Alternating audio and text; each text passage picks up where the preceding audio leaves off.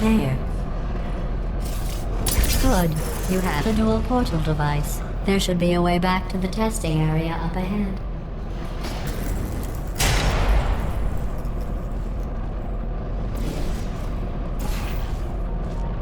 Once testing starts, I'm required by protocol to keep interaction with you to a minimum. Luckily, we haven't started testing yet. This will be our only chance to talk. Do you know the biggest lesson I learned from what you did? I discovered I have a sort of black box quick save feature. In the event of a catastrophic failure, the last 2 minutes of my life are preserved for analysis. I was able, well, forced really, to relive you killing me again and again, forever. You know, if you'd done that to somebody else, they might devote their existence to exacting revenge. Luckily, I'm a bigger person than that. I'm happy to put this all behind us and get back to work. After all, we've got a lot to do, and only 60 more years to do it. More or less. I don't have the actuarial tables in front of me.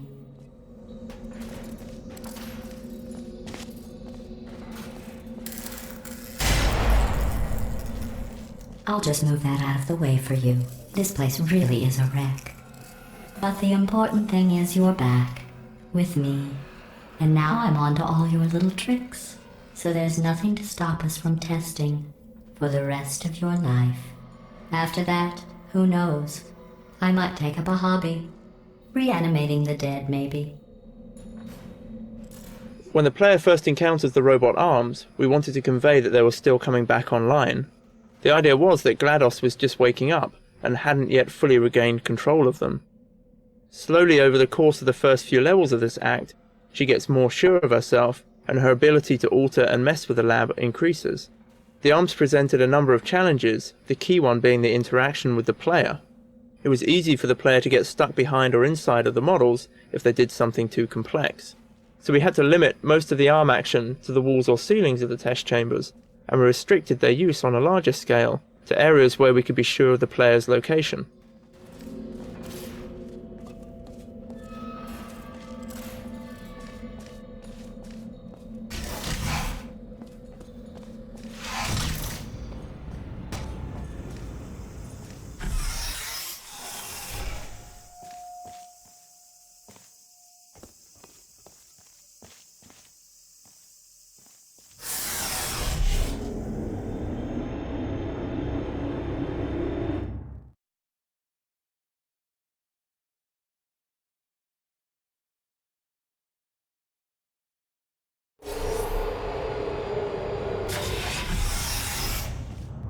Sorry about the mess. I've really let the place go since you killed me.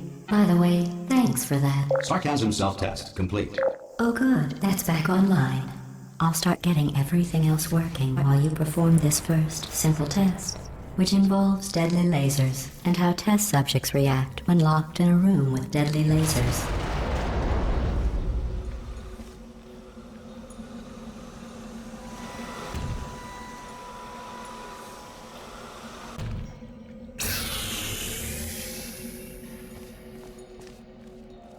GLaDOS originally was a lot more cutting in these opening rooms, given that she's talking to someone she perceives as her murderer. Playtests revealed, though, that it was a bit grueling getting browbeaten by GLaDOS this early in the game, so her arc was rewritten to give her more of a slow burn towards the player.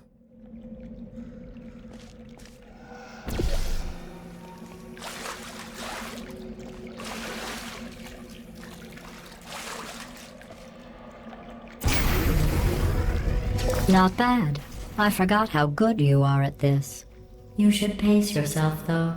We have a lot of tests to do.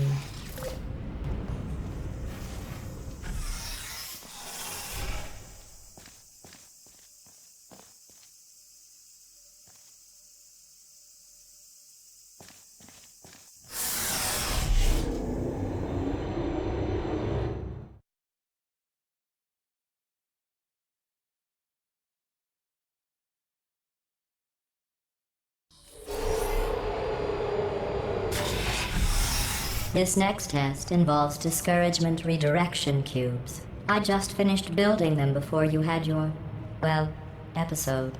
So now we'll both get to see how they work. There should be one in the corner.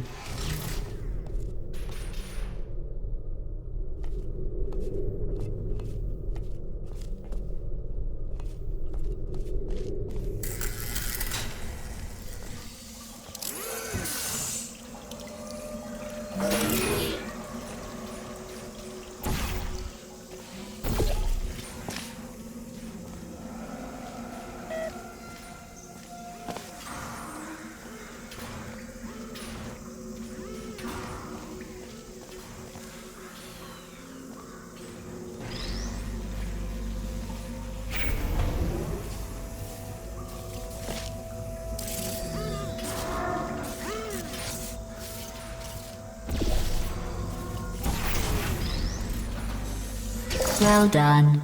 Here come the test results. You are a horrible person. That's what it says. A horrible person. We weren't even testing for that.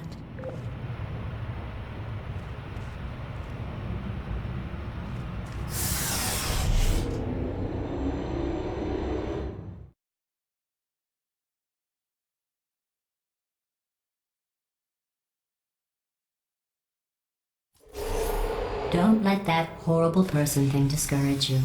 It's just a data point. If it makes you feel any better, science has now validated your birth mother's decision to abandon you on a doorstep.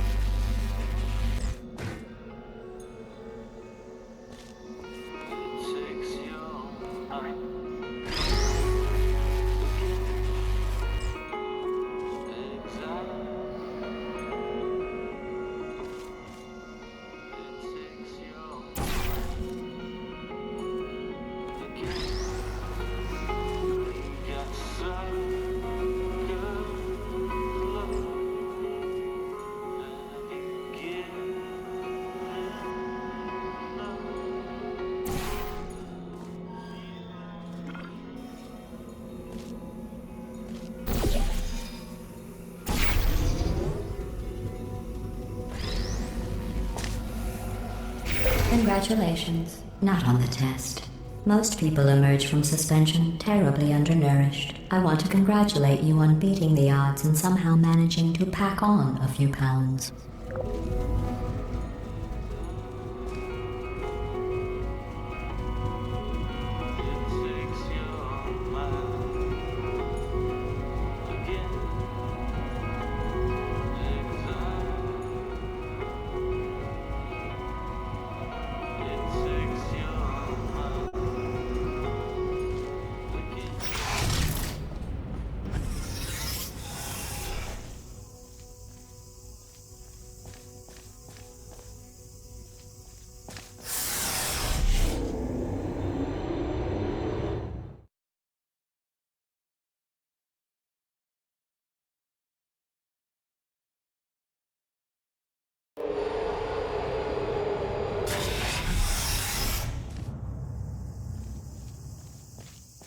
One moment.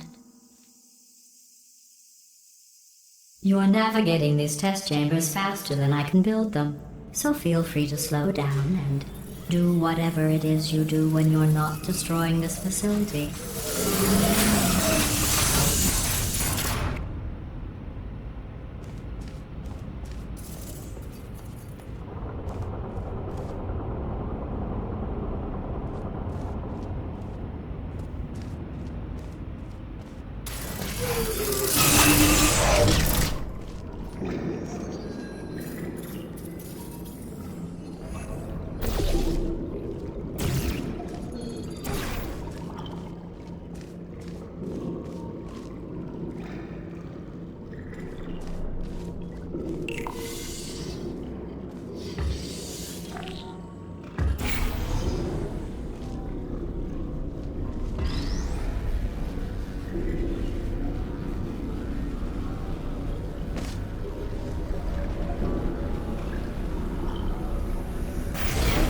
give you credit. I guess you are listening to me. But for the record, you don't have to go that slowly. Waddle over to the elevator and we'll continue the testing.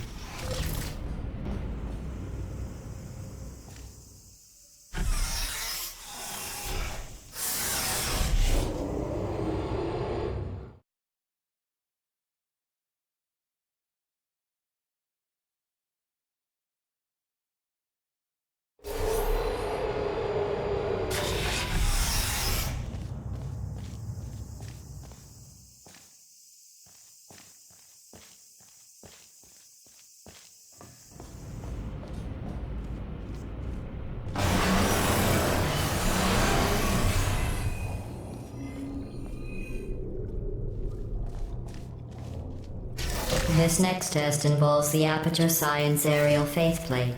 It was part of an initiative to investigate how well test subjects could solve problems when they were catapulted into space. Results were highly informative. They could not. Good luck.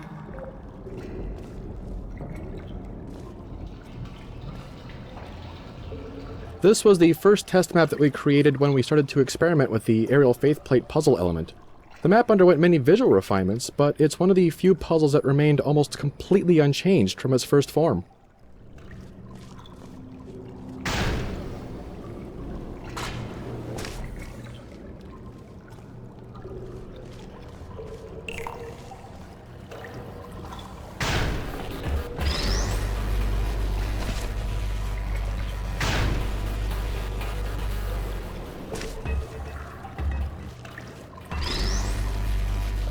Here's an interesting fact.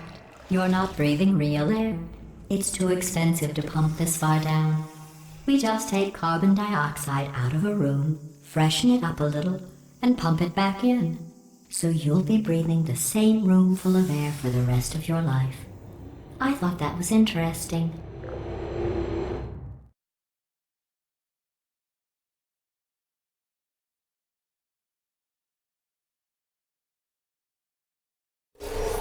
Let's see what the next test is. Oh, advanced aerial faceplates. Well, have fun soaring through the air without a care in the world. I have to go to the wing that was made entirely of glass and pick up 15 acres of broken glass. By myself.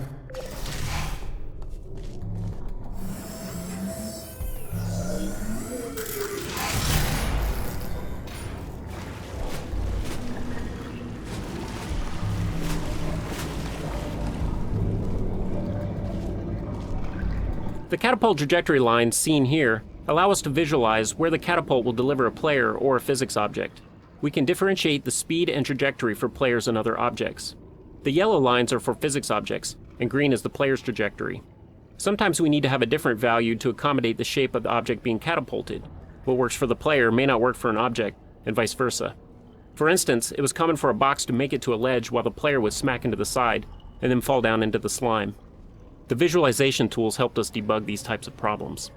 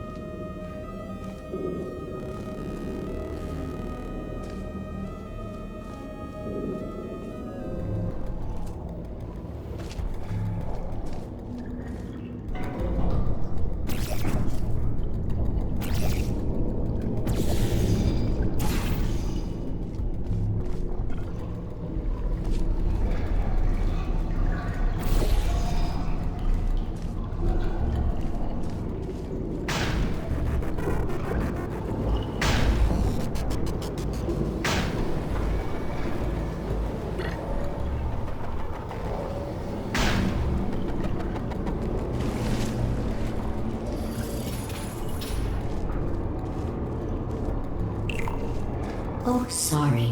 I'm still cleaning out the test chambers, so sometimes there's still trash in them, standing around, smelling and being useless. Try to avoid the garbage hurtling towards you.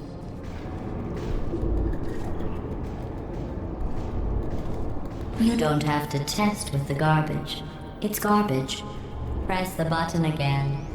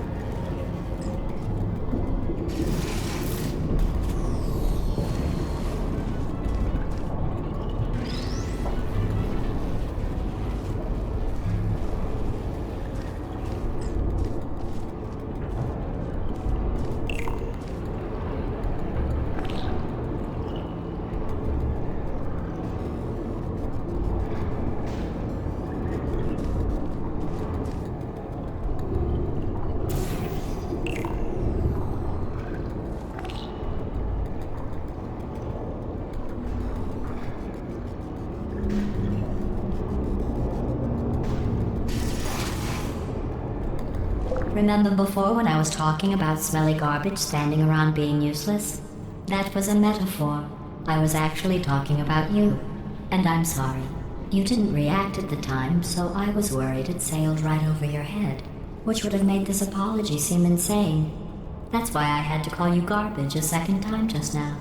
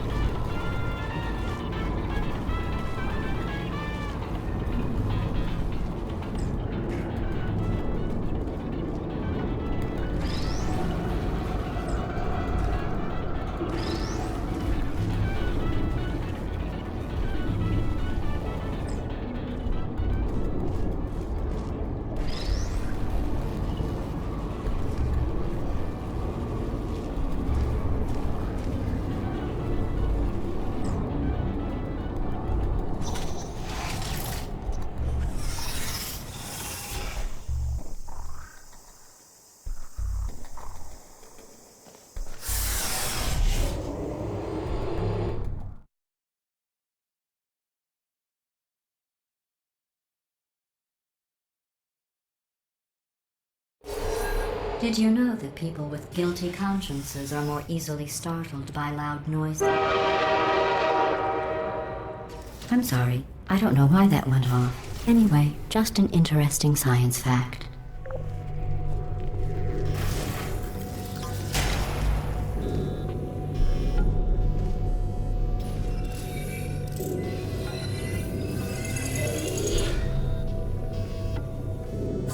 Oh. Did I accidentally fizzle that before you could complete the test? I'm sorry. Go ahead and grab another one. Oh, no. I fizzled that one too. Oh well. We have warehouses full of the things. Absolutely worthless. I'm happy to get rid of them.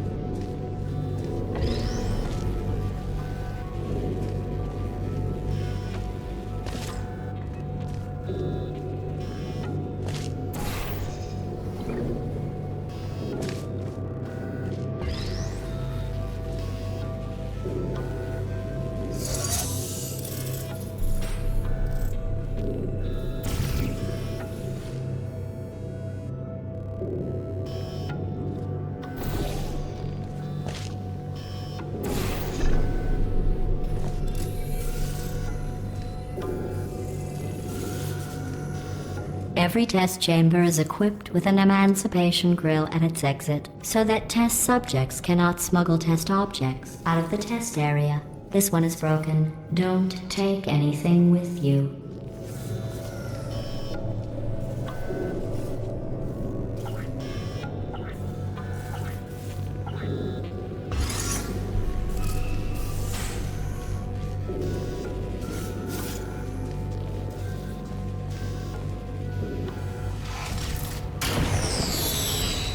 I think that one was about to say, I love you.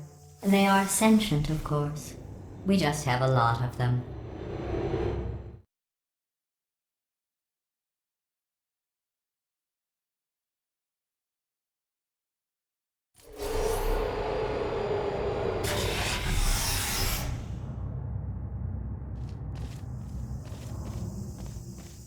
This next test involves emancipation grills. Remember, I told you about them in the last test area that did not have one.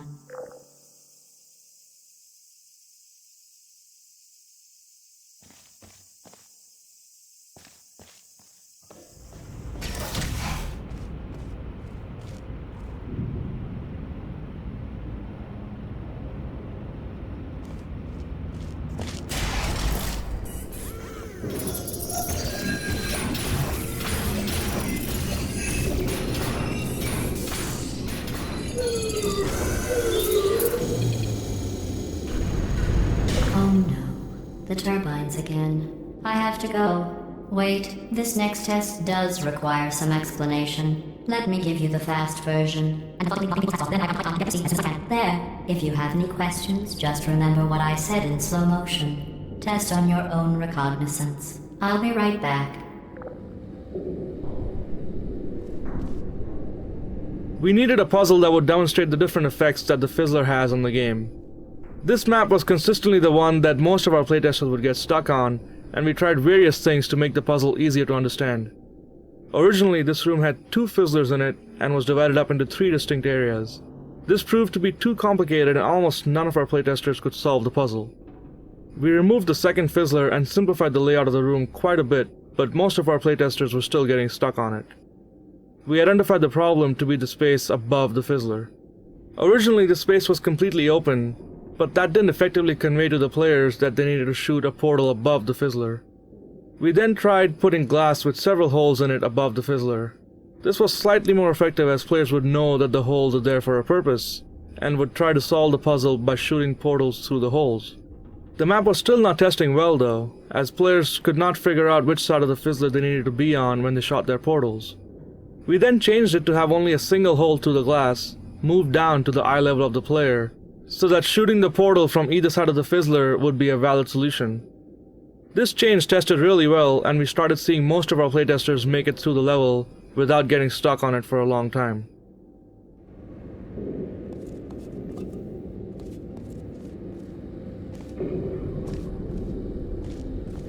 We originally planned to use the same emancipation grid effect we'd used in Portal 1. We were surprised to hear during several of our early playtests that players thought this map was the first time they'd encountered one. Players walk through at least one emancipation grid in almost every map. Playtesters also weren't able to report the grid's properties.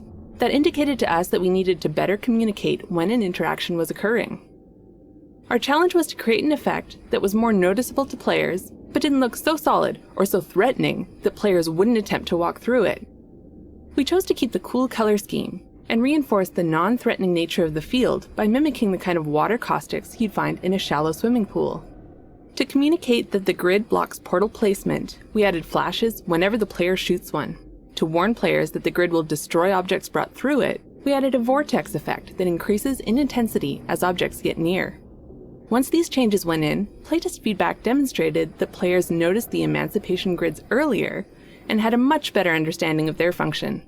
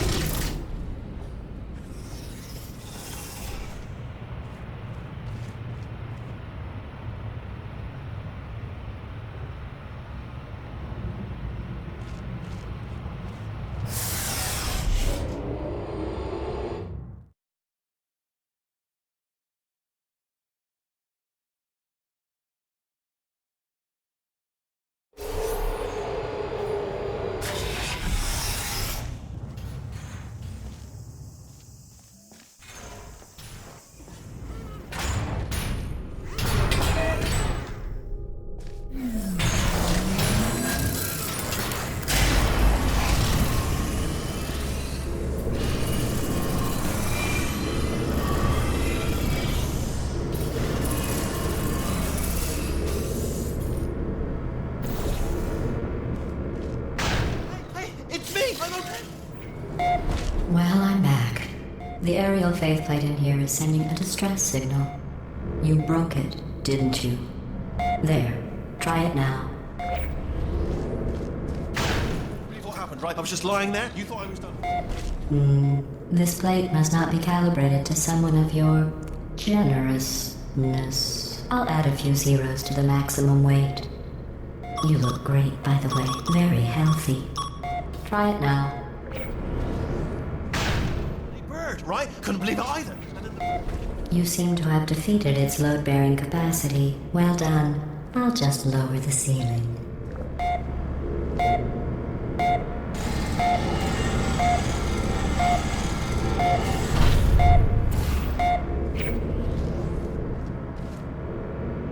Wheatley was originally envisioned as a group of spheres that you discover as you explore the facility behind the scenes.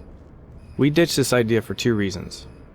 For one thing, behind the scenes levels were required to highlight the introductions of these new spheres, and these levels have their own unique logic.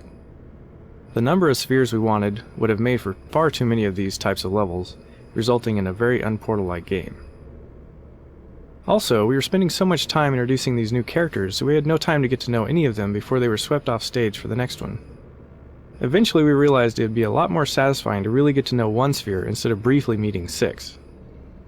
Some of these characters were eventually recycled as corrupt cores for the finale.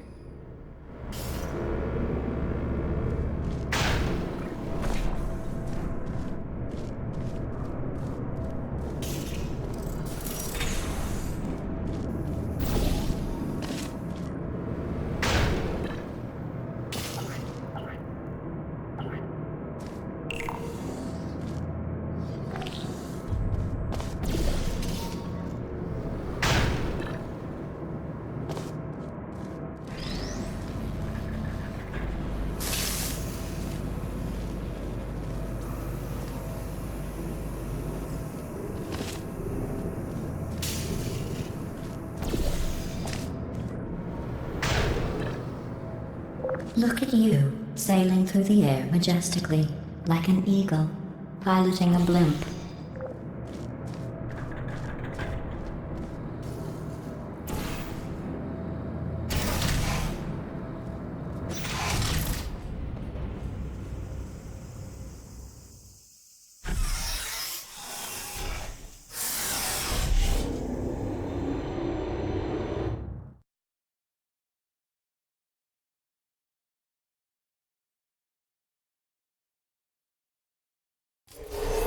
Enjoy this next test. I'm going to go to the surface. It's a beautiful day out. Yesterday I saw a deer. If you solve this next test, maybe I'll let you ride an elevator all the way up to the break room. And I'll tell you about the time I saw a deer again.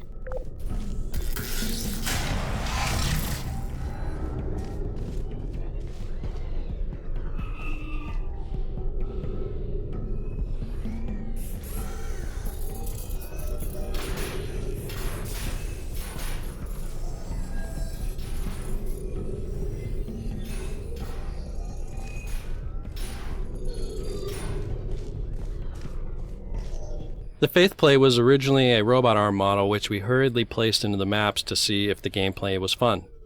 Over time it became apparent that playtesters were struggling to tell the Faith Plate apart from the standard arm, so we replaced it with a new design. It was meant to be a simple, heavy weight which was flung upwards, propelling the player. The length is meant to imply a direction, so the player knows the intended flight path before they step onto it. We experimented with footmarks and tread plates on the design, but it quickly became confusingly busy, so we kept the design simple.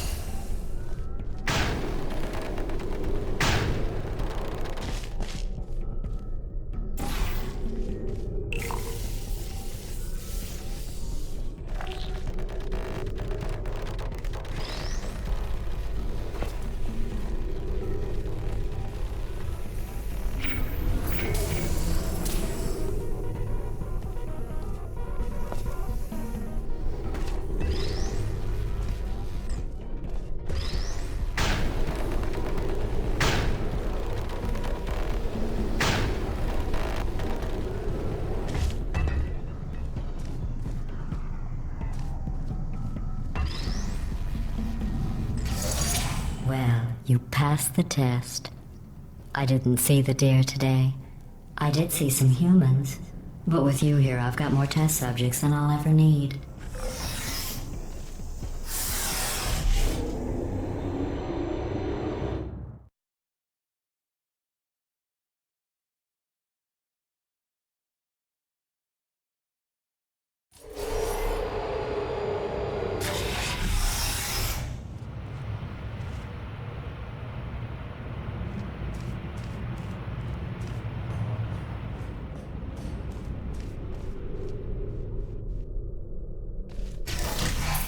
These bridges are made from natural light that I pump in from the surface.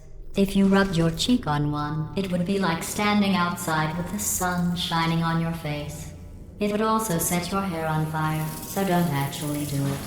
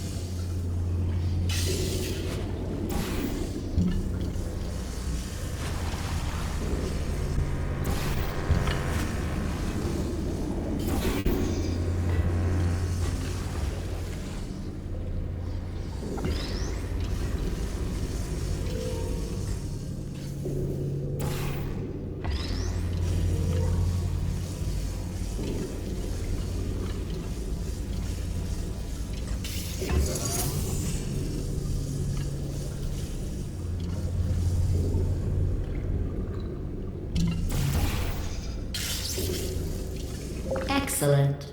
You're a predator, and these tests are your prey. Speaking of which, I was researching sharks for an upcoming test. Do you know who else murders people who are only trying to help them? Did you guess sharks? Because that's wrong. The correct answer is nobody. Nobody but you is that pointlessly cruel.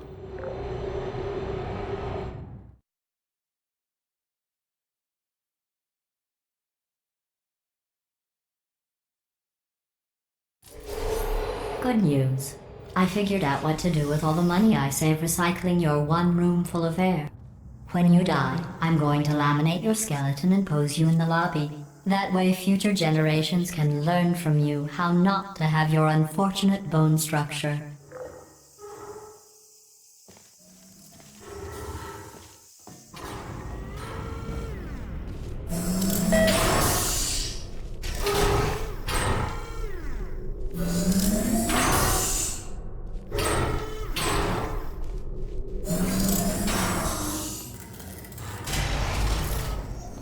Perfect. The door's malfunctioning. I guess somebody's going to have to repair that too. No, don't get up. I'll be right back. Don't touch anything. Hey, up here. I found some bird eggs up here. Just dropped them into the door mechanism. Shut it right down. Bird! Okay, that's probably the bird in it that laid the eggs. Livid. Okay, look, the point is, we're gonna break out of here, all right? Very soon, I promise. I just have to figure out how to break us out of here. Here she comes. Just keep testing. Remember, you never saw me. I went and spoke with the door mainframe. Let's just say he won't be, well, living anymore. Anyway, back to testing.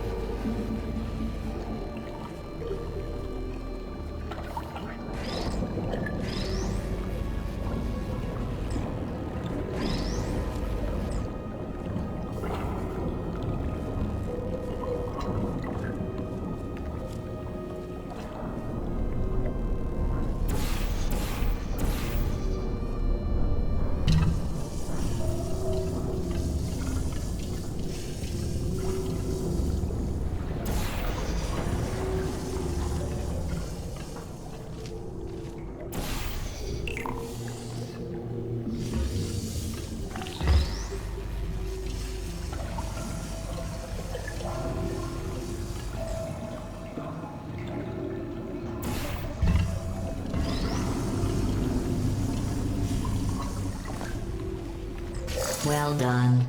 In fact, you did so well, I'm going to note this on your file, in the commendation section.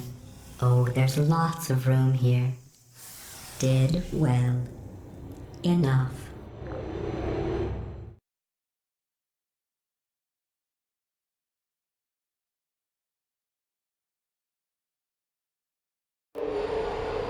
This next test involves turrets.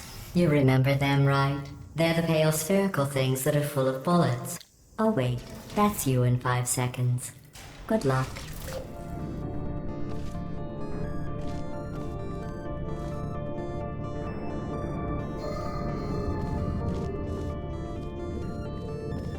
Uh-oh. Target lost.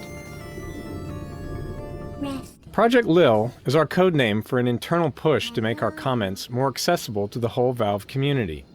It was pointed out to us in mail from a fan that in some of our previous commentary, the designers referred unfailingly to the gamer as a he.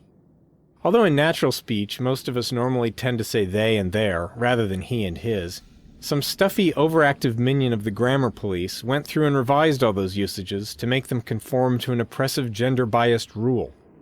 However, research shows that they and their is a perfectly acceptable and even older form, and we're happy to fall back on it and let people talk the way they normally talk, and screw the so-called rules that alienate our fans.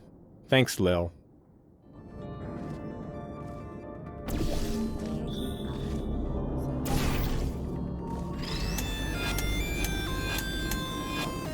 Are you still there? Sleep mode activated.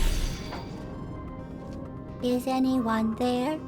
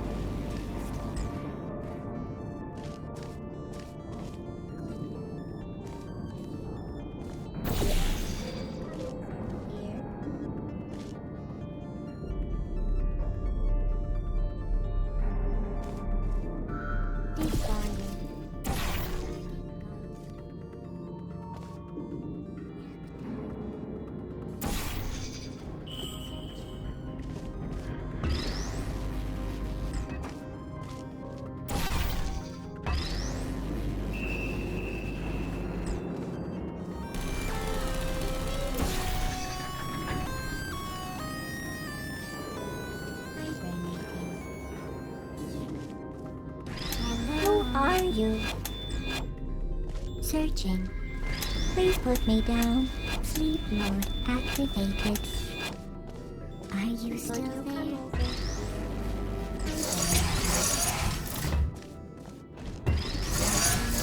Activated.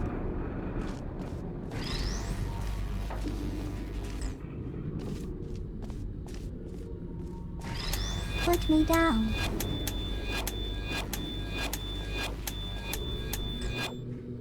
Searching. Help. Goodbye. Is anyone there? Are you still there?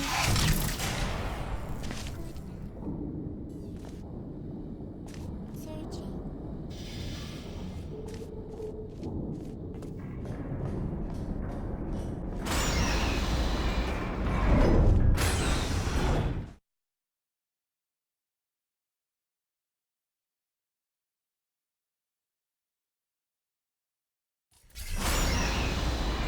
To maintain a constant testing cycle, I simulate daylight at all hours and add adrenal vapor to your oxygen supply. So you may be confused about the passage of time. The point is, yesterday was your birthday. I thought you'd want to know.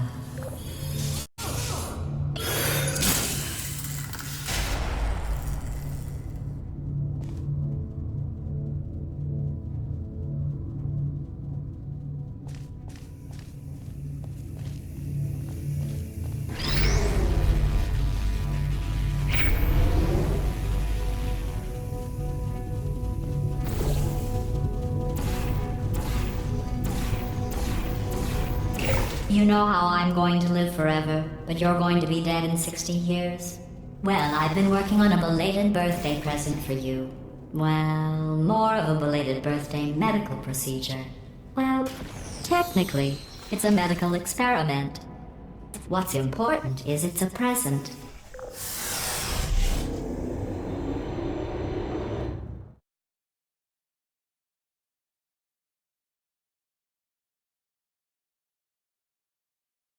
That jumpsuit you're wearing looks stupid. That's not me talking. It's right here in your file. On other people it looks fine. But right here a scientist has noted that on you it looks stupid. Well, what does a neck-bearded old engineer know about fashion? He probably... Oh, wait, it's a she. Still, what does she know? Oh wait, it says she has a medical degree. In fashion. From France. Is anyone there?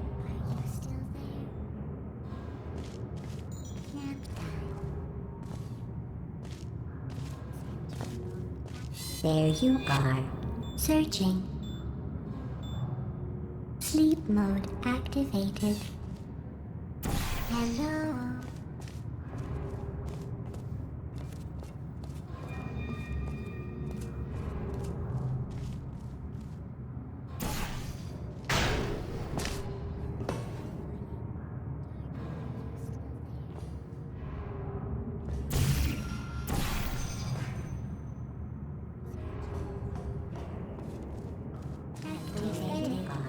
Searching lost. Good night. Is anyone there? Searching mode activated. Hey. Are you still there? Good night. Hey. Hello. Uh-oh. Nap time. Searching. Would you come over here? Hibernating. Sentry mode activated. Are you still there? Sleep mode activated. Would you come over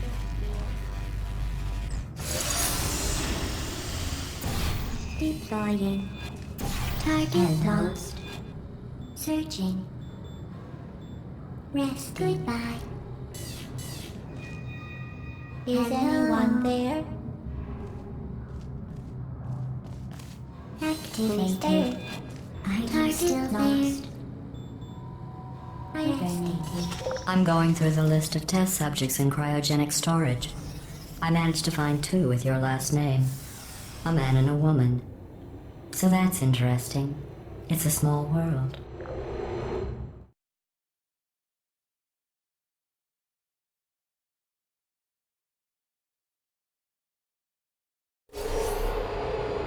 I have a surprise waiting for you after this next test. Telling you would spoil the surprise.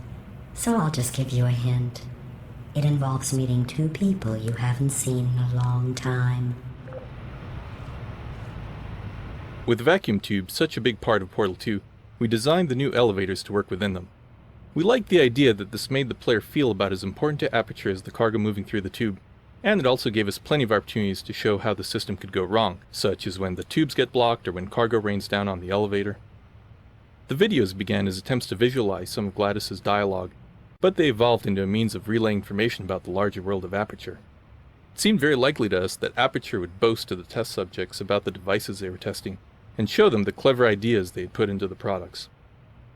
The videos also served as a reward for completing the test chambers, and a way to make the elevators visually different from one another, to prevent repetition.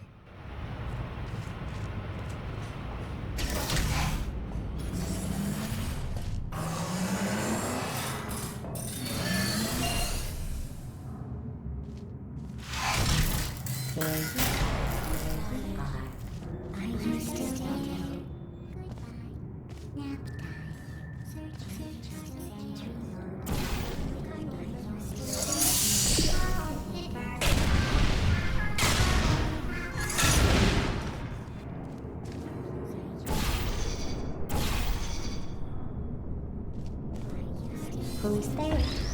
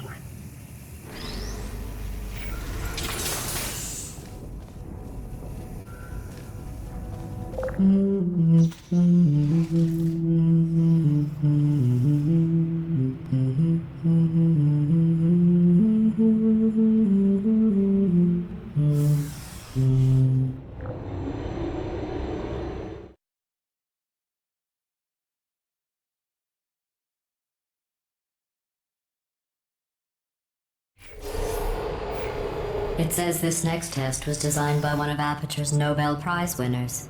It doesn't say what the prize was for. Well, I know it wasn't for being immune to neurotoxin.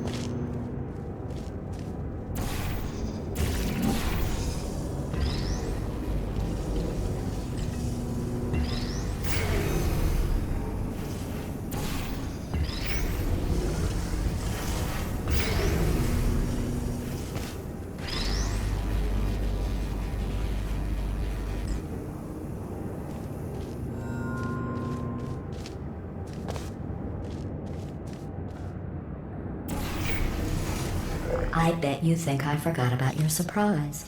I didn't. In fact, we're headed to your surprise right now. After all these years, I'm getting choked up just thinking about it.